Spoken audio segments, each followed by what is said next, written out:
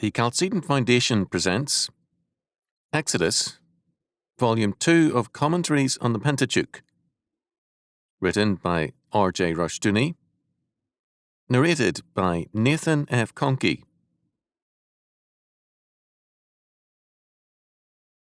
Introduction. Our Lord's Exodus at Jerusalem, Part 1. Luke chapter 9, verses 28 to 31. And it came to pass, about 8 days after these sayings, he took Peter and John and James, and went up into a mountain to pray. And as he prayed, the fashion of his countenance was altered, and his raiment was white and glistening.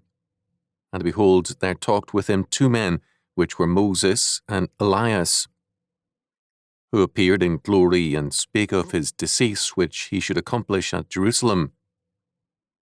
Luke chapter 9, verses 28 to 31.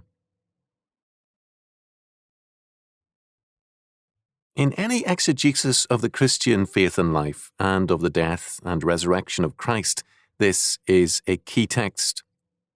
It is also essentially related to the book of Exodus, because decease translates a word which also means Exodus. The word decease is the Greek exodo. It is to be Christ's accomplishment, his perfection of his calling in Jerusalem.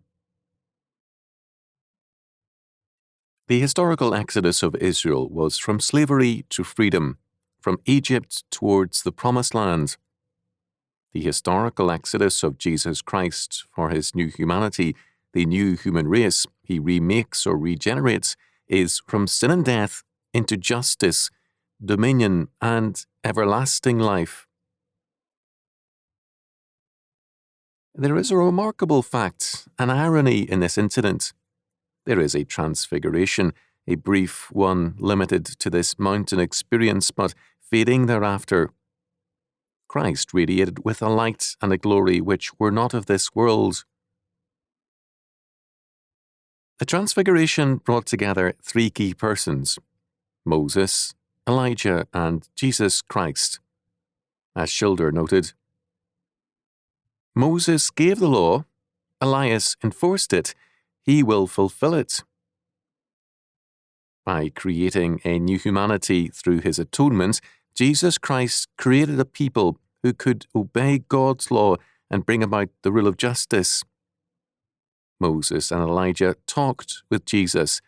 The Greek word is sondelun, soon with solaleo, talk, and refers to simple talk or conversation. The 3 disciples were witnesses to the remarkable conversation, and the meaning of Christ's exodus was obviously clearly stated. Their failure to comprehend it until much later was a moral failure, not a lack of clarity in what they saw and heard. Schilder called attention to the remarkable fact that in this meeting Jesus, while God the Son, was in his incarnation of a lesser glory than Moses and Elijah. They appeared in glory, verse 31, in a permanent state, whereas he, the Lord of glory, 1 Corinthians chapter 2, verse 8, was able to manifest that glory only in a brief transfiguration. Ryle commented thus on the subject of the conversation among Moses, Elijah, and Jesus. His decease which he should accomplish at Jerusalem. This expression is remarkable. It means literally his exodus or departure. It is used for death by St. Peter, speaking of his own death, 2 Peter 1:15. It is also remarkable that in Acts 3 we have a Greek word used for our Lord's coming to take his office of a Saviour, which might be translated literally, his entrance. Both expressions are singularly applicable to him who came into the world and was made flesh, and after doing the work he came to do, left the world and went to the Father. The beginning of his ministry was an eisodos, or entrance, his death an exodus, or departure. Our Lord had already spoken of his coming death and resurrection to his stunned and non-comprehending disciples. Matthew chapter 16, verses 13 to 28. Because their minds were concentrated on their expectations of Jesus, they could not accept or understand his plain statements of the meaning of his coming and his atoning death. This revelation and transfiguration was a witness to the unity of God's revelation, of what we call the Old and New Testaments. It was a witness to the three selected disciples, as it is to us, to the church over the centuries. Moses and Elijah did not come to console nor to strengthen Jesus, nor was it their sole purpose to witness to Peter, John, and James. All that Moses and Elijah had done was essentially and totally tied to the work of Jesus Christ. The work of our Lord is essentially and totally tied to the work of Moses and Elijah. Christ did not come in fulfillment of Buddhism, Shintoism, Hinduism, Zoroastrianism, or any other religion, but in terms of the law and the prophets, in terms of God's covenant. The law and the prophets are meaningless without the atonement, and the atonement is stripped of its meaning when separated from the law and the prophets. God's covenant with man is a covenant of grace and law. For the sovereign creator of all things to enter into a covenant with man is an act of grace, pure and total grace. At the same time, a covenant is a treaty of law whereby God declares that the way of peace with him is to walk in terms of his law word, the way of righteousness or justice. We come now to another very, very important fact. In John chapter 14, verse 6, Jesus declares that he is the way, the truth, and the life. The word way is hodos in Greek.